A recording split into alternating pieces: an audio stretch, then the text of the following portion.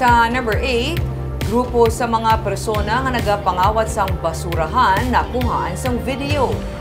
Pumalin pa sang bulan sa Setyembre, nagakabalakan na ang pila ka mga residente sang Lopez Village sa Barangay Estefania sa Bacolod sa mga kaso sang kinawatay. Pinakaulihi nga insidente ining pagpangawat sang basurahan nga nakuhaan pa sang CCTV video. Suno kay Barangay Kagawad Antonio Baliados, ikaduha na kabeses ang kinawatay sang basurahan kundi irresponsable ang pila ka mga wala pa makilalaan nga lalaki nga nagadala sa motorsiklo kag tricycle. Ginatagaan na ini sang atensyon sang barangay paagi sa pagpabaskog sang seguridad sa bulig sa mga tanod kag kapulisan. Nagabay man ang opisyal sang barangay sa pumuluyo nga hulato na lang ang schedule sang hakutay sang basura antes ipagwa ang ila mga basurahan agud indi ini makursunadahan sa mga wala pamadakpan nga kawatan.